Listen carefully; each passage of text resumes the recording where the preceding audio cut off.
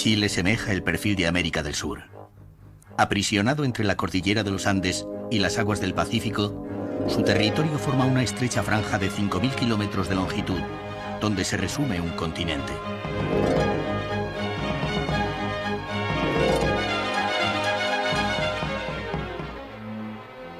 La cordillera del Cóndor y el Puma, habitada por las nieves perpetuas, va escoltando una sucesión de paisajes, desde el desierto a la selva fría, desde los glaciares a los volcanes, desde el salitre a los viñedos.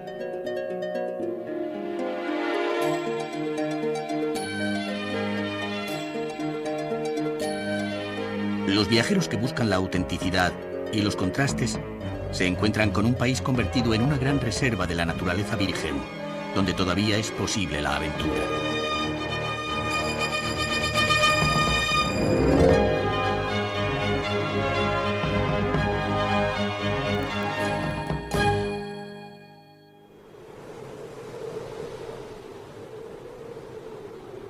Al norte de Chile, la pureza del aire y la arena dan lugar a Atacama, un desierto de extrema aridez rodeado por volcanes que superan los 6.000 metros de altura.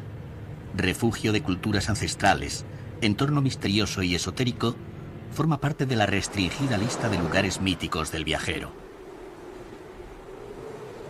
El poeta Pablo Neruda llamó a Atacama la Rosa de Salitre por su riqueza mineral, cuyos yacimientos de nitrato, litio, cobre, yodo y sales han sido explotados desde tiempos inmemoriales.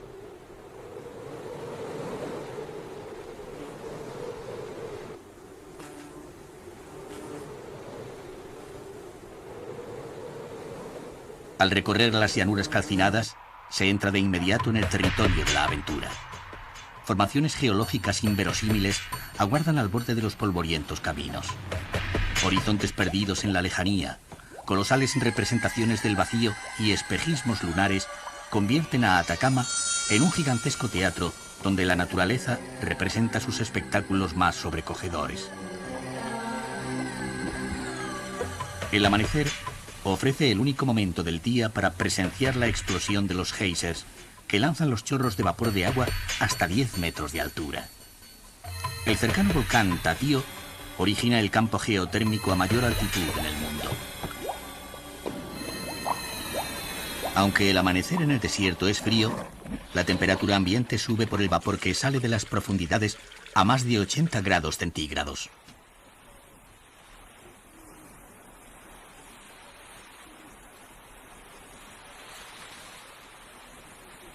Los pozos de agua hirviendo, rodeados de sales minerales, crean anillos de colores cambiantes que resplandecen bajo la luz solar. Parece que en el Tatío respira el centro de la Tierra.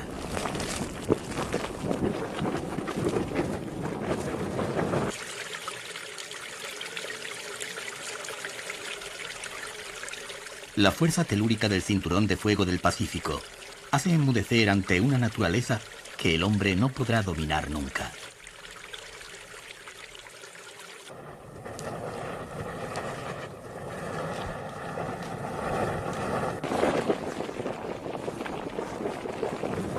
Entre las altas cumbres se siente la fuerza indomable de los Andes, la pureza del desierto, la magia de uno de los confines del planeta.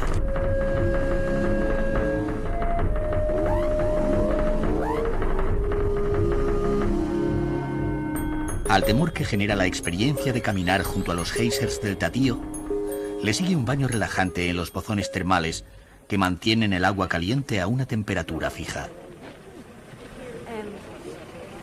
Las montañas de colores cambiantes esconden depósitos minerales, pero también conservan zonas en las que nunca ha llovido y un sinfín de riquezas arqueológicas y manifestaciones del arte rupestre. La colonización tampoco se detuvo ante el desierto, y los conquistadores Almagro y Valdivia llegaron procedentes de Perú.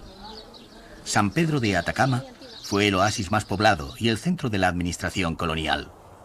Ahora explota un nuevo filón, el turismo, que atrae a los expedicionarios del siglo XXI, hambrientos de aventuras.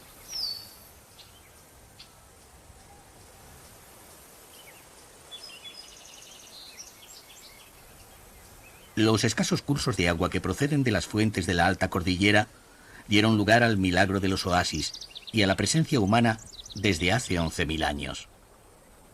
La cultura atacameña tuvo un amplio desarrollo hasta que fue conquistada por el Imperio Inca a finales del siglo XV. Patricia Velázquez, nuestra guía, comenta.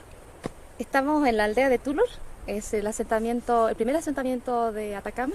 La aldea arqueológica data de unos 800 años antes de Cristo al 500 después de Cristo, y hoy en día se ve completamente sepultada por la arena del desierto, y además está administrada por la comunidad indígena.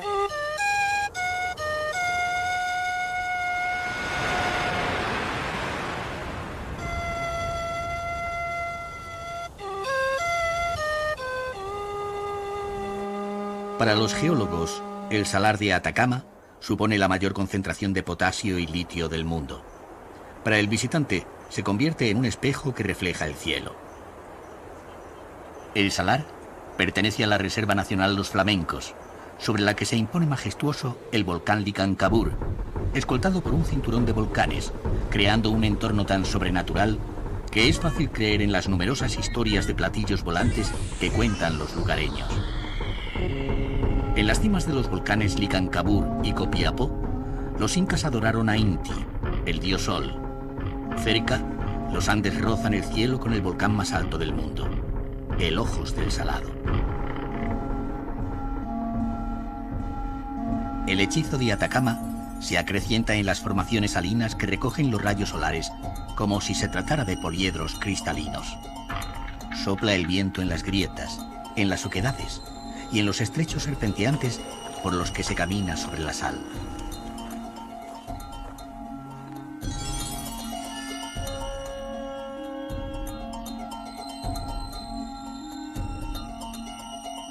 El desierto. El Valle de la Luna, envuelto en la atmósfera de misterio que rodea los grandes hitos de la naturaleza, hace enmudecer a los visitantes que empiezan a llegar a la caída de la tarde. Atacama se ha convertido en un lugar de culto para un reducido grupo de iniciados que buscan la soledad del planeta.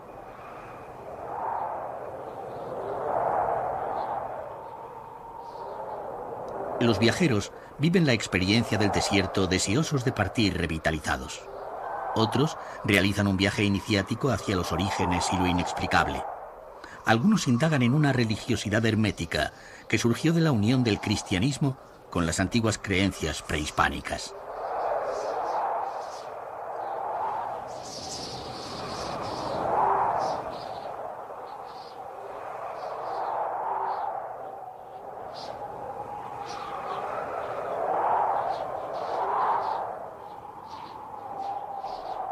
Los chamanes todavía mantienen su poder entre una población que posee un abigarrado conjunto de creencias y supersticiones. La magia del desierto consigue que en Atacama la realidad engañe a los sentidos.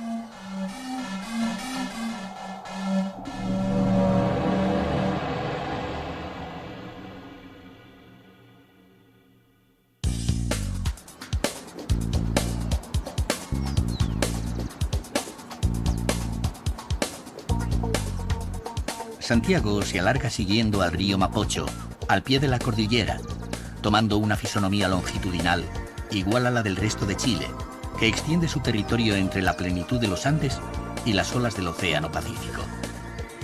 En torno al Cerro de Santa Lucía surgió la ciudad que Pedro de Valdivia fundara en pleno Valle Central en el 1541. Enfrentado a la urbe, el monumento al caudillo indígena recuerda la rebelión de los mapuches y la resistencia de los habitantes del sur a la conquista española. Numerosas tierras del Chile meridional permanecieron en estado virgen hasta el siglo XIX, y Santiago quedó reducida a ser capital de un país también reducido.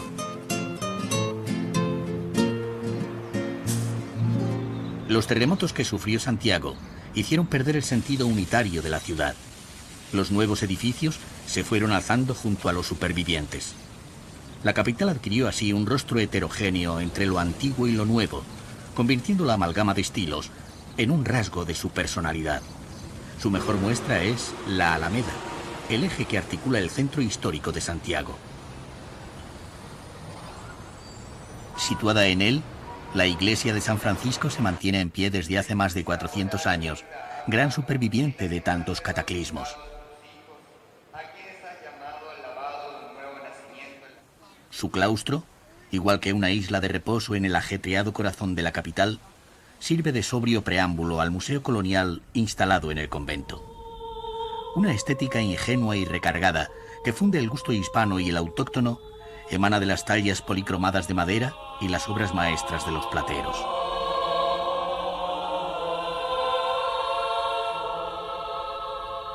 En la gran sala se muestra la mejor colección de pintura cuzqueña del continente. Los impresionantes cuadros representan el nacimiento, la vida, los milagros y la muerte de San Francisco.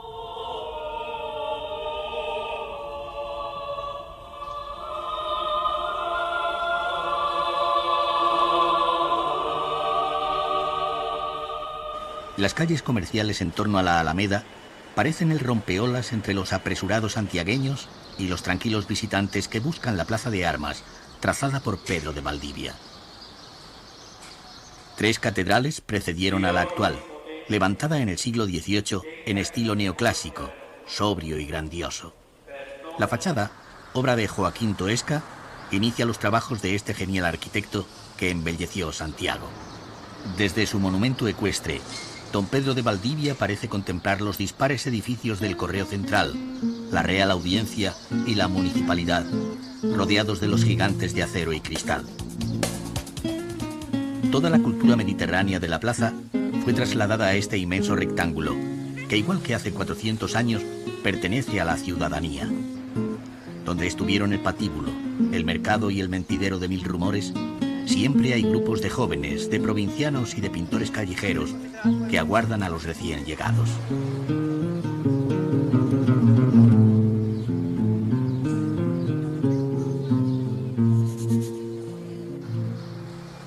La fama universal del Palacio de la Moneda no se debe a ser una obra de Joaquín Toesca, la mayor realizada por la corona española en la época de la Ilustración.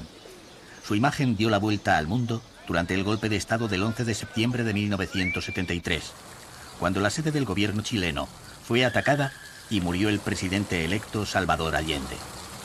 Y aunque la historia todavía no ha sido escrita, Salvador Allende ha vuelto a la Plaza de la Libertad, donde se alza su monumento en el ángulo más cercano a los despachos que ocupara. Después de la independencia en el año 1810, la capital fue creciendo y poblándose de edificios y monumentos al estilo francés, al mismo ritmo que el Estado chileno iba colonizando las tierras vírgenes y aumentaban las exportaciones. Aunque la melancólica elegancia del Santiago decimonónico ha sobrevivido, la ciudad pertenece a los arquitectos de las últimas décadas, que han elevado los edificios paralelos a las cumbres andinas. En contrapunto, el barrio de Bellavista, de casas bajas repletas de encanto, fue el hogar del poeta Pablo Neruda y sigue siendo el preferido de los artistas y de las fábricas de lapislázuli. Solo en Afganistán y en Chile se extrae esta piedra semipreciosa tan apreciada en joyería.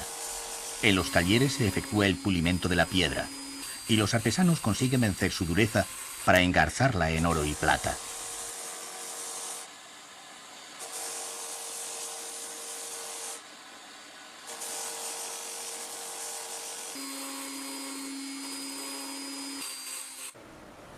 Desde la Plaza de Italia, Santiago se transforma en la urbe de cristal crecida hacia el cielo con ayuda de la tecnología antisísmica japonesa.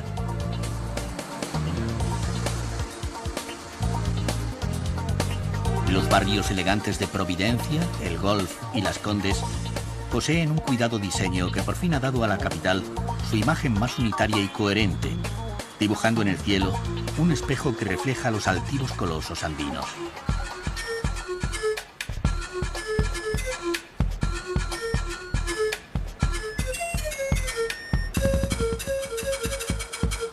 A pocos kilómetros de Santiago se encuentra el corazón agrícola de la colonización española.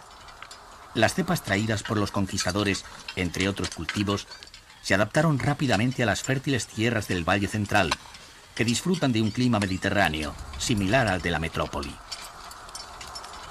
También se adaptó la arquitectura tradicional, que hoy puede verse en las casas patronales de las haciendas dispersas por el entorno, Dentro de ellas se ha mantenido la cultura de los huasos, los hombres del campo que, vestidos a la vieja usanza, hacen pervivir la tradición. En los últimos años se ha producido una vuelta a las raíces, aumentándose la celebración de rodeos y festivales folclóricos, donde los huasos compiten con el orgullo de estar representando a su hacienda.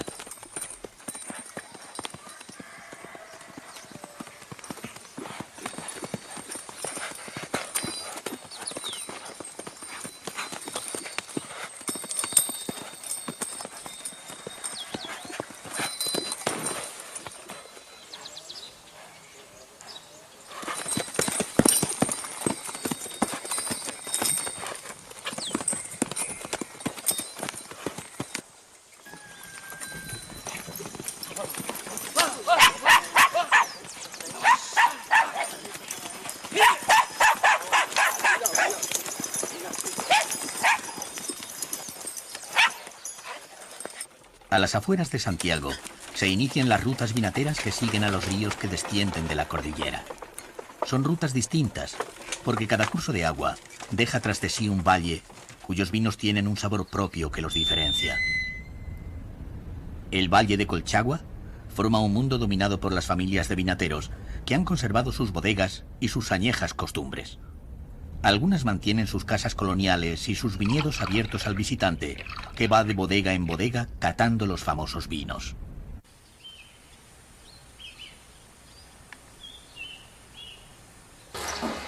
Junto a ellas, los artesanos luchan por sobrevivir en una sociedad en la que resulta difícil pagar un trabajo que no tiene en cuenta las horas que se emplean en tallar la madera o en tejer el mimbre hasta conseguir una pieza perfecta.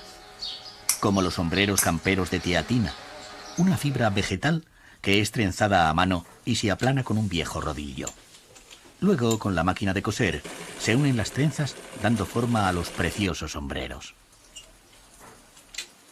Todo el vino de Colchagua ha enriquecido a Santa Cruz.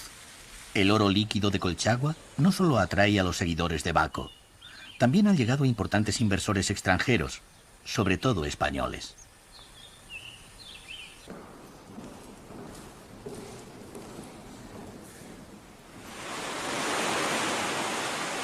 En la zona central de la costa chilena, la más larga línea de soledad del universo, el poeta Pablo Neruda levantó su refugio frente a las olas. Junto a Delia, su segunda esposa, compró una pequeña casa en Isla Negra, en una solitaria playa batida por el oleaje. Poco a poco fue ampliándola, levantando pabellones según las necesidades y de acuerdo con una postura estética.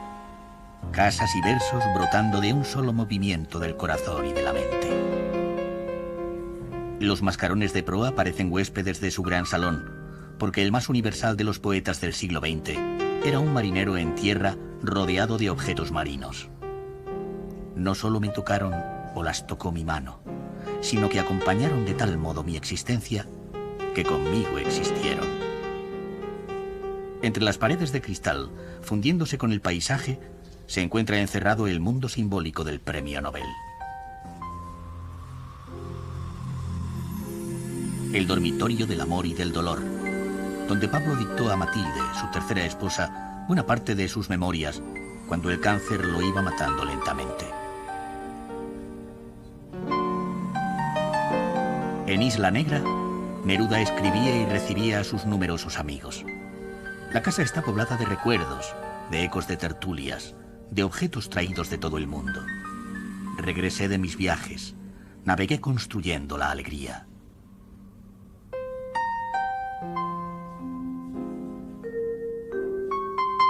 El estudio con las colecciones más personales fue su lugar preferido para escribir, mirando al mar, acompañado por el retrato de Baudelaire.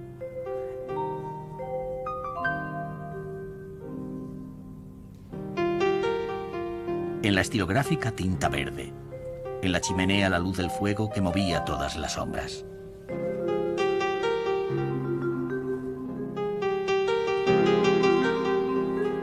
En el rincón más entrañable, los recuerdos de la infancia y la primera juventud, que le habían dejado su amor por los caballos y por las tierras vírgenes de la Araucanía. De un madero que flotaba en el mar, hizo la mesa en la que se sentaba a escribir en los días de invierno. no le dio tiempo a terminar la sala dedicada a su mejor colección, la de caracolas. La muerte llegó como un naufragio.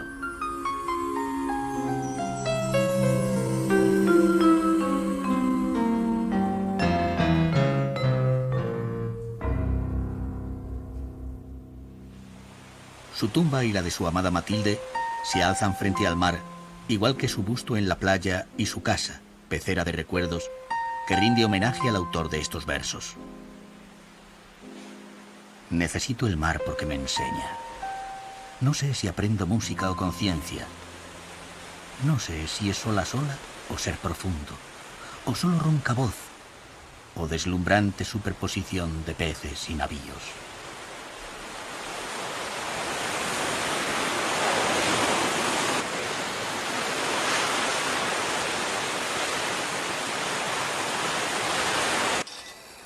Cerca de Isla Negra, Valparaíso, el mayor puerto chileno, trepa por el circo de colinas asomándose al mar que le da la vida. Su perfecta bahía fue descubierta en el año 1536 por Juan de Saavedra. Hoy siguen llegando los barcos que durante meses faenan en alta mar, pero Valparaíso comenzó a decaer con la apertura del Canal de Panamá, que evitó la circunvalación del continente y el paso por el estrecho de Magallanes. Aunque el gobierno chileno haya trasladado hasta aquí el Congreso Nacional y sea la sede de la Comandancia de la Armada, Valparaíso es una sombra estremecedora de antaño.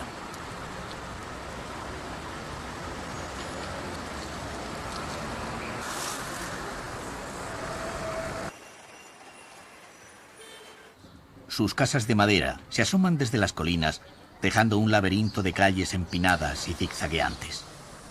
Un sinfín de miradores y rincones que la convierten en una ciudad secreta, ensimismada en su propia contemplación. Fue amada por Neruda.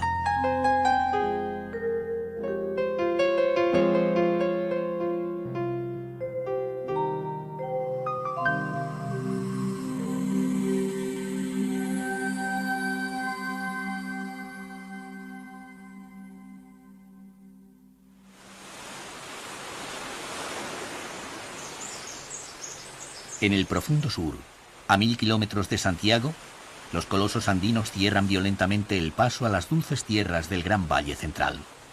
De inmediato el viajero penetra en la América Virgen, donde el mundo todavía está formándose, y comprende que los lagos glaciares y los volcanes de cumbres nevadas sirvieran de refugio a los mapuches rebeldes, que terminaron en 1598 con la colonización española al sur del río Biobío.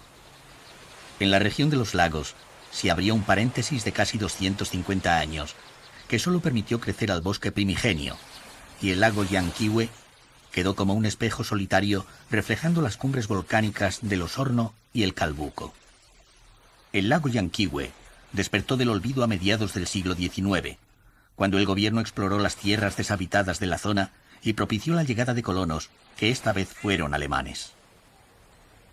En las orillas surgieron pueblos como Frutillar. Hoy sus casas han sido convertidas en pequeños hoteles, restaurantes y tiendas que acogen un turismo minoritario de naturalistas y melómanos que anualmente participan en las semanas musicales de Frutillar.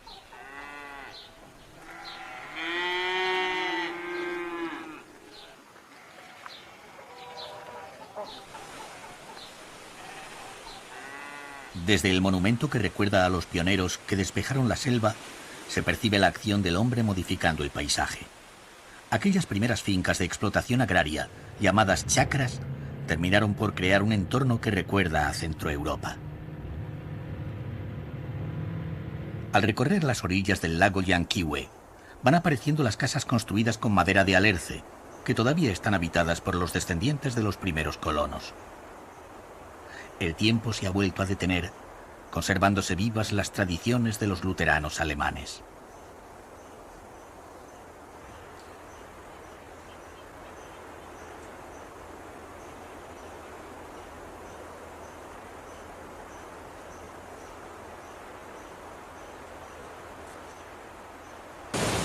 La furia del agua que se estrella contra la lava cristalizada a los pies del volcán Osorno, en los altos de Petrohue, es el primer aviso al viajero de que el bosque valdiviano, la naturaleza incontaminada, aguarda a pocos kilómetros.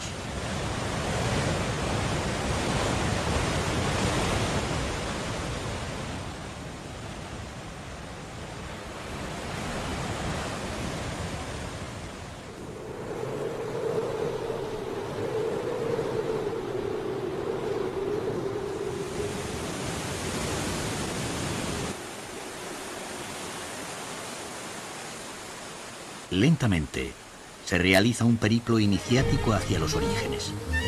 Un periplo que nos lleva al cercano lago de Todos los Santos, para embarcarnos rumbo al corazón de la cordillera. Se inicia así la insólita experiencia del cruce de los Andes, navegando por los lagos glaciares, hasta llegar a Bariloche, la famosa estación de esquí de la vertiente argentina. El catamarán rompe la quietud esmeralda del lago que refleja los cráteres nevados del Osorno, del Puntiagudo y del Tronador, eslabones de la cadena de fuego del Pacífico, que aquí se alza paralela a la línea de choque entre las placas de Nazca y la del continente sudamericano.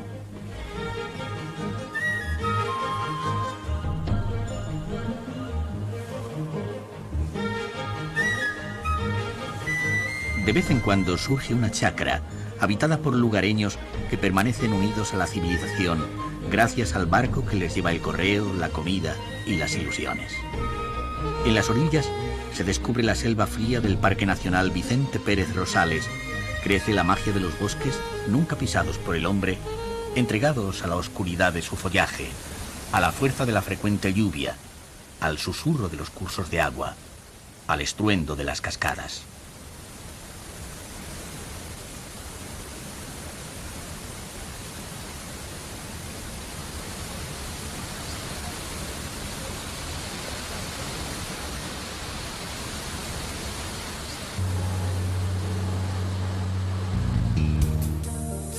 Seguimos la ruta descubierta por los jesuitas que se dirigieron desde la costa chilena a evangelizar Patagonia, Argentina.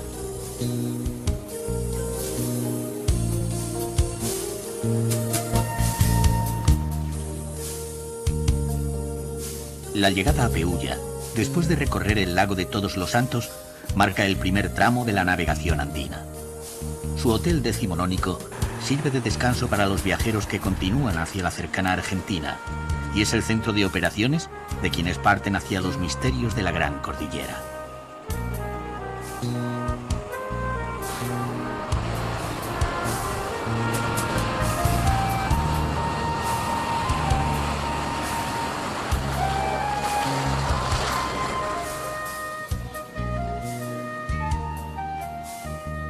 Al navegar por los ríos secretos, se descubre la densidad biológica.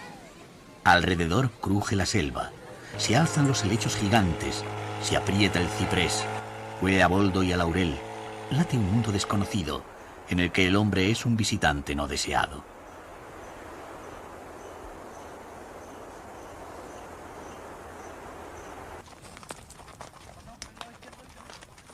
A cada paso, parecen escucharse las palabras de Pablo Neruda. Bajo los volcanes, junto a los ventisqueros, entre los grandes lagos, el fragante, el silencioso, el enmarañado bosque chileno. Se hunden los pies en el follaje muerto. Crepitó una rama quebradiza. Los gigantescos raulíes levantan encrespada estatura. Un pájaro de la selva fría cruza, aletea, se detiene entre los sombríos ramajes. Quien no conoce el bosque chileno, no conoce el planeta.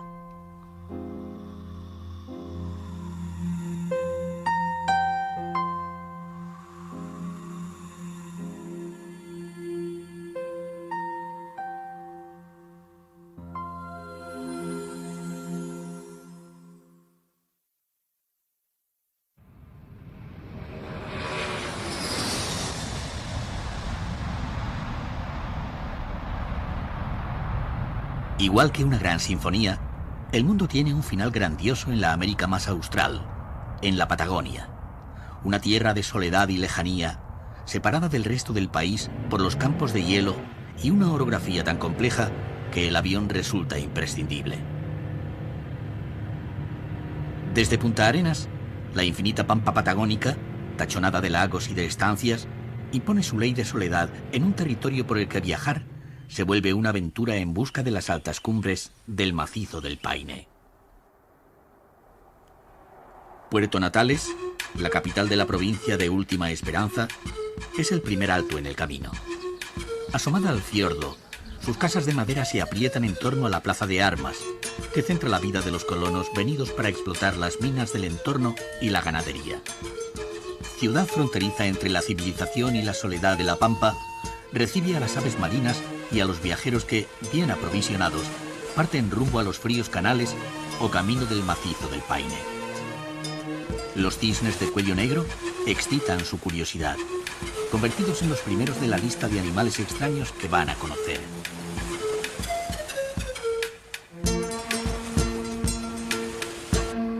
Otra sorpresa nos aguarda en las proximidades, donde los hielos, al retirarse, dejaron impresionantes cuevas como la del Milodón, así llamada porque hace más de un siglo fueron encontrados los restos de un animal prehistórico desconocido. En su entorno queda constancia de la presencia del hombre desde hace más de 12.000 años, pero el misterio es el único que habita en la oquedad grandiosa.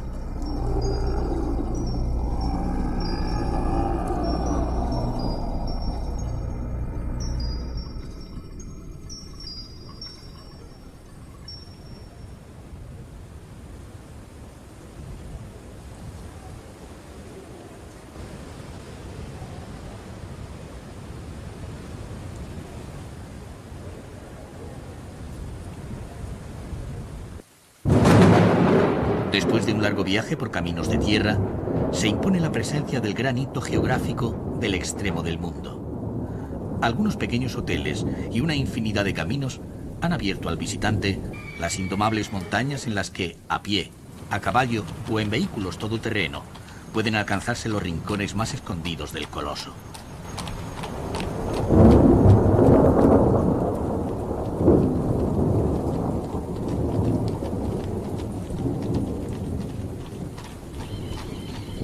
Parece lógico que los nativos tehuelches las llamasen Paine, que significa azuladas, porque vistas desde la lejanía, las montañas se tiñen de azules entre los mantos ocres de la tierra.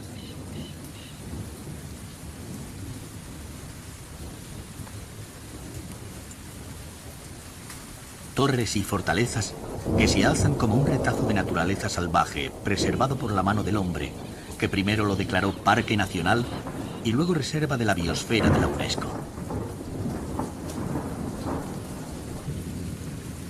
En sus alturas anida el cóndor andino, el fraile solitario de los cielos, el ave de mayor envergadura que existe, el único dueño del parque. Aunque los motivos para emprender un viaje solo pertenecen a la intimidad del viajero, los que llegan a este hito del planeta suelen ser estetas buscadores de los más insólitos paisajes, deportistas de alta montaña y observadores de la fauna, en especial de las aves. Incansables, recorren el parque en busca de parajes imponentes, como Salto Grande. La fuerza del agua, de los glaciares, del viento, es la escultora de las extrañas formaciones.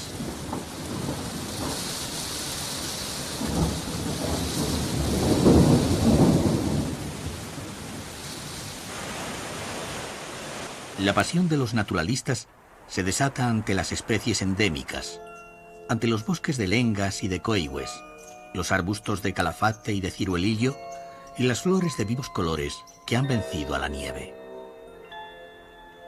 El silencio rodea los lagos y lagunas donde viven los patos, los idílicos cisnes de cuello negro y los gansos silvestres como los caiquenes.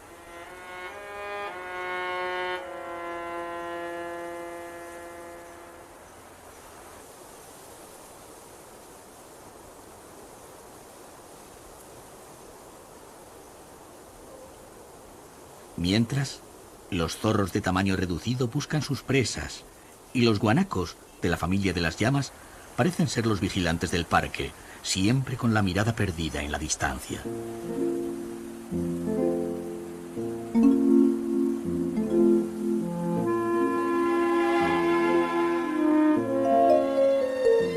Otros curiosos habitantes, los ñandúes, llaman la atención y no faltan teorías para explicar la presencia en estas latitudes de los primos hermanos de las avestruces.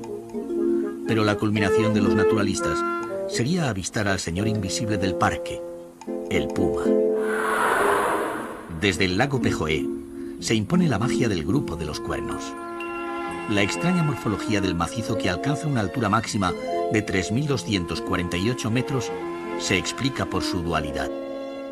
Por un lado, se encuentra el granito solo, pero algunas cumbres todavía conservan por encima del granito la roca sedimentaria original, que produce extrañas formaciones como las del conjunto de los cuernos o la del Cerro Fortaleza. El hielo milenario lame al macizo del Paine por su vertiente occidental. Cientos de kilómetros de hielo separan estas tierras del Pacífico y forman el campo de hielo sur, residuo gigantesco de la última glaciación. Un campo de hielo que extiende sus brazos azulados por los valles y lagos, dando lugar a los glaciares de la zona. El Grey se deja contemplar desde la altura y es posible acercarse a sus icebergs que flotan en el lago y mueren junto a la playa, casi besando los pies del viajero. Ante la fría belleza de sus formas, crece la soledad y el silencio.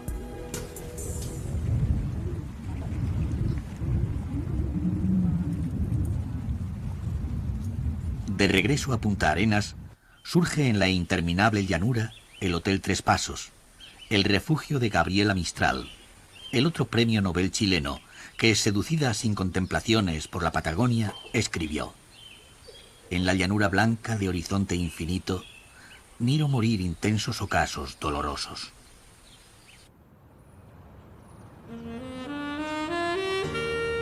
El viaje hacia los confines se asoma al estrecho de Magallanes desde Punta Arenas, la capital más austral del mundo. Al otro lado de la lengua de agua que hizo cambiar la historia, se divisa la Tierra del Fuego, así bautizada por las impresionantes hogueras indígenas que vieron los descubridores.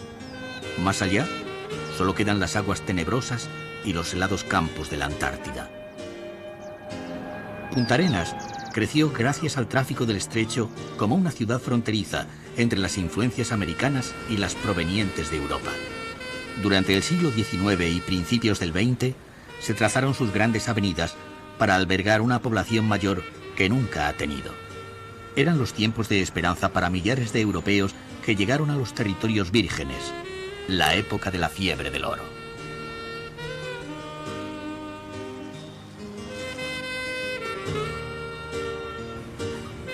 Desde su monumento, Hernando de Magallanes mira al estrecho que descubrió el 21 de octubre de 1520. Era el ansiado paso que une el Atlántico con el otro océano, al que llamó Pacífico. Se abría así la nueva ruta de las codiciadas especias. Por fin se podía dar la vuelta al mundo. El monumento recuerda también a aquellos indígenas australes que veían a la luna como la hija del cielo.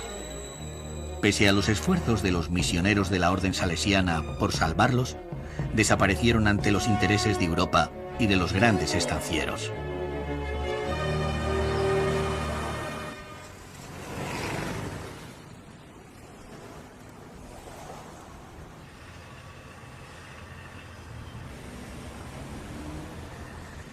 Los grandes estancieros reprodujeron en sus mansiones el lujo de la lejana Europa. Pero no pudieron evitar la decadencia que se inició con la apertura del Canal de Panamá. Sin embargo, la ciudad de los pioneros tuvo un nuevo golpe de suerte a mediados del siglo XX, con el descubrimiento de petróleo en Tierra de Fuego y en Patagonia. Ahora Punta Arenas tiene el rostro común de todas las sociedades que están en proceso de formación sobre los territorios vírgenes. Y este rostro es multiétnico.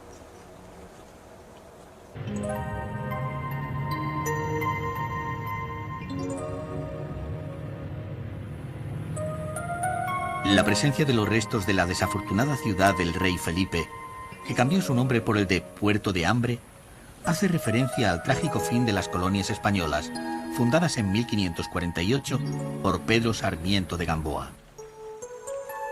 Sus pobladores, abandonados a su suerte por la corona, murieron de hambre unos años antes de que se reconociera la importancia del estrecho de Magallanes.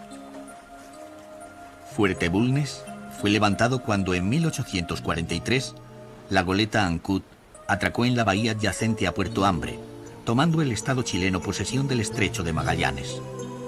Naufragios y leyendas jalonan este paso mítico al que llegó Carlos Darwin para estudiar a lobos marinos, pingüinos y orcas.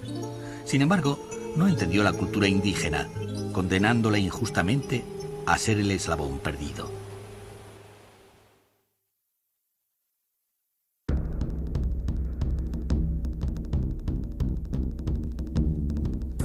Se regresa a la región de los lagos para zarpar desde su capital, Puerto Montt, rumbo al Desierto Verde, a una de las zonas más despobladas y vírgenes de Chile.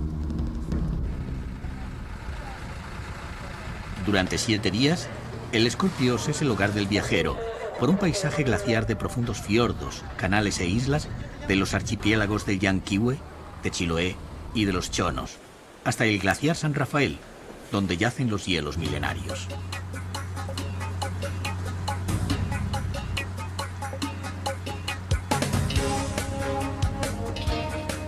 La travesía se interrumpe en la isla de Chiloé, que mantiene un profundo mestizaje de la cultura mapuche y la española.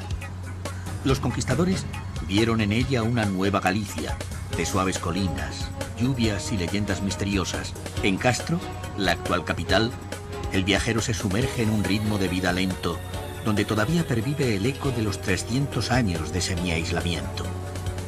De inmediato se descubre la compleja y rica cultura chilota. San Francisco es la más monumental de las 150 iglesias y capillas que quedan en la isla, todas de madera de alerce, iglesias que se remontan al siglo XVII y fueron declaradas Patrimonio de la Humanidad por la UNESCO.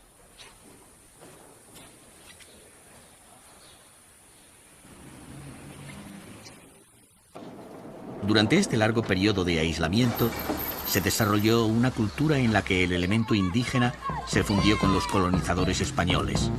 Una cultura que pervive en un sinfín de creencias arcanas, organizaciones comunales, instrumentos de trabajo y una artesanía repleta de fuerza y color, de personalidad propia.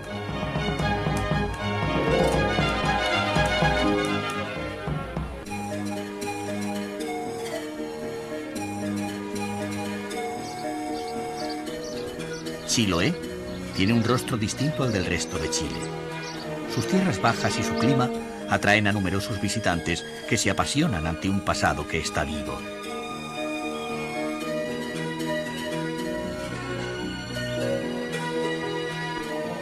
Llamada el Jardín de la Iglesia, por la profunda evangelización que en ella realizaron los jesuitas, Chiloé fue el gran centro de expansión del catolicismo, desde la pampa argentina hasta las tierras del sur, habitadas por los pueblos autóctonos.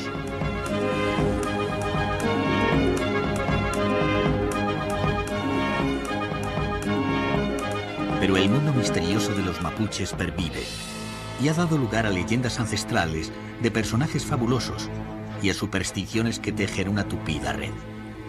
Sin embargo, el sentimiento mágico de la existencia no impide que los chilotas tengan una sociedad emprendedora y desarrollada.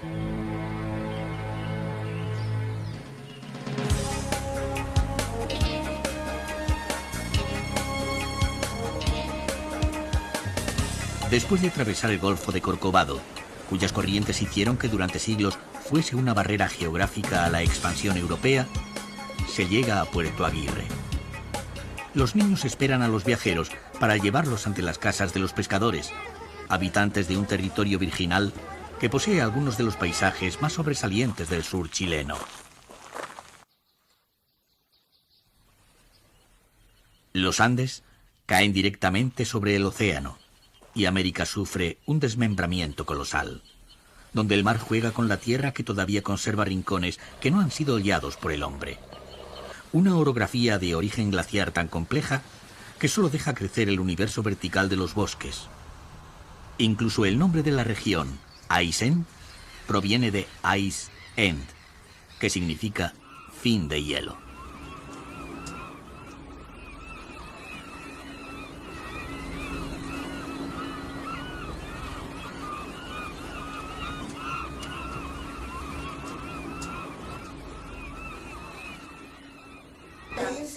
Hasta la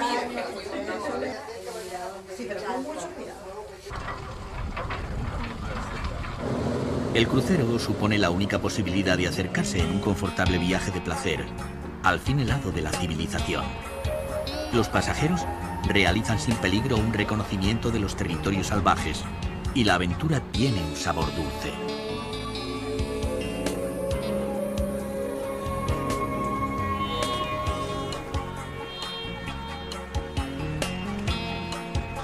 Quitralco en mapuche significa aguas de fuego.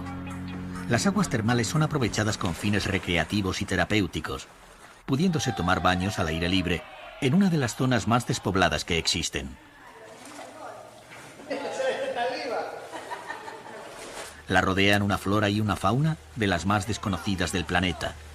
Una extensión de 7 millones de hectáreas de bosque donde crecen el maitán negro, la tepa, el ciprés de las guaitecas, el canelo, el roble colorado, el avellano. Una selva fría e impenetrable que cubre los Andes y no quiere la presencia del hombre. Su espesura pertenece al puma y al cóndor, al gato montés y al águila, al guanaco y a los pájaros carpinteros.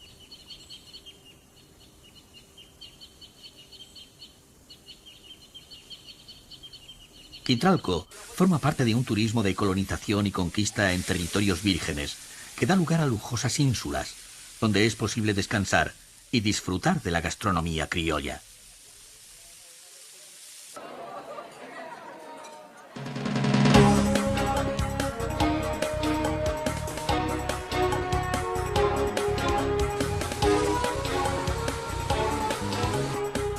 Una colonia de lobos marinos entretiene a los viajeros que se embarcan para recorrer los fiordos célebres por sus criaderos de salmón.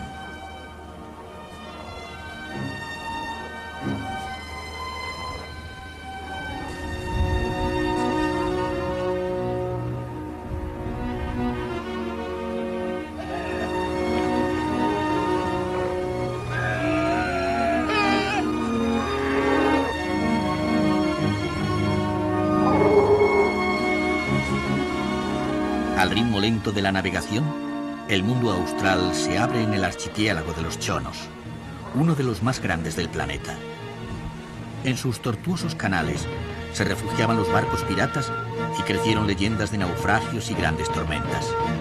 Su población original, los Chonos, vivían del pescado, de las ballenas varadas y de los lobos marinos.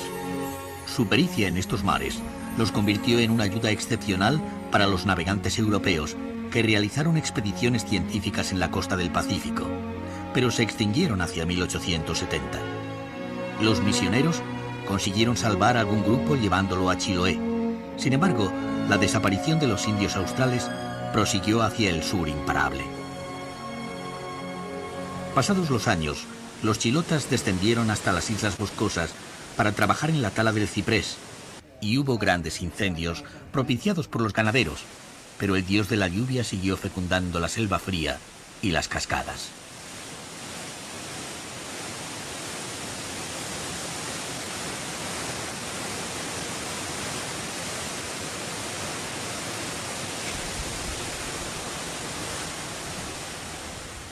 La navegación prosigue más allá del límite, en un mar de aventuras donde la naturaleza se convierte en un territorio mítico que apenas conoce la presencia del hombre. Los hielos flotantes crean formas inimaginables, esculturas abstractas que espolean la imaginación con su belleza milenaria.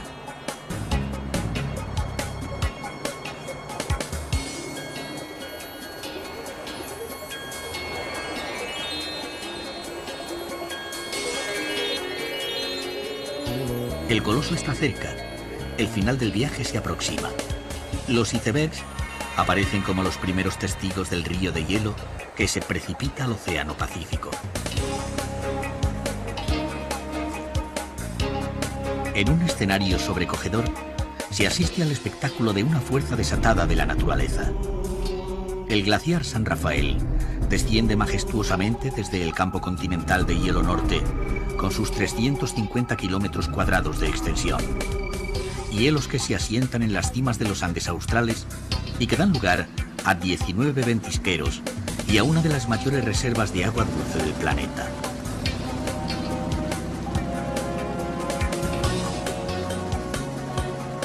Los viajeros han vencido a la lejanía para convertirse en observadores del pasado del mundo.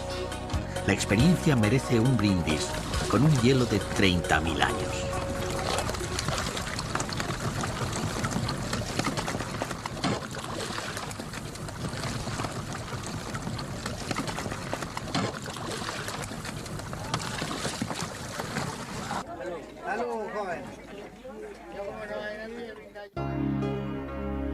Dos eternidades se juntan: el verdor perenne de los bosques y el blanco eterno del glaciar. En un agua cuya temperatura de 3 grados centígrados no dejaría vivir más de 5 minutos a un náufrago, avanzan los botes a motor por la laguna San Rafael.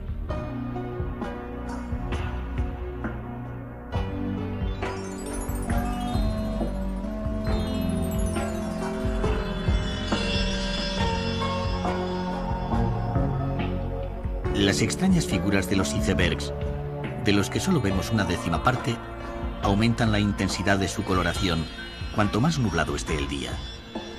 Azules incontaminados y verdes que reflejan las cristalizaciones más antiguas.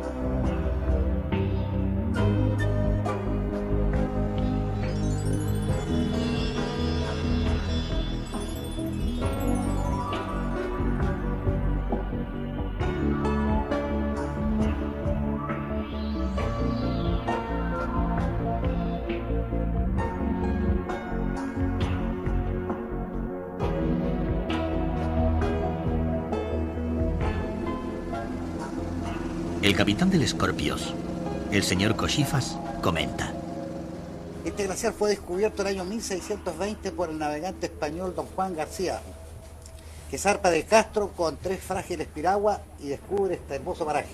Desde este frente hasta la parte este tienen 45 kilómetros y de ahí se va hacia el sur en 120 kilómetros. Los témpanos flotan al 10%, los colores se deben a la enorme cantidad de oxígeno concentrado y la baja temperatura, tal vez congelado a más de 80 grados bajo cero. Los derrumbes de las torres de hielo acrecientan la sensación de estar robando una imagen secreta del planeta.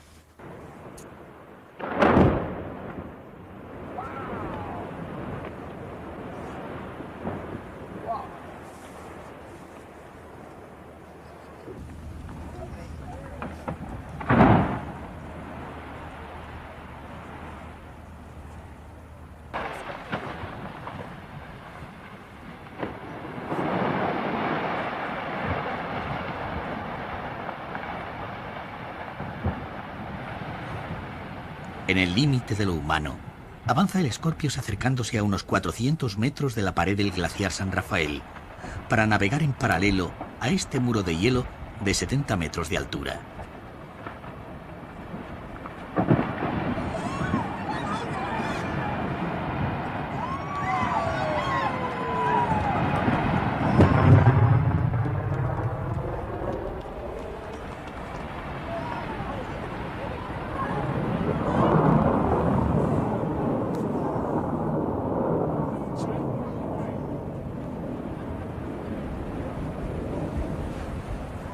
El silencio helado de los campos se interrumpe cada cierto tiempo con el tronar de su avance atávico.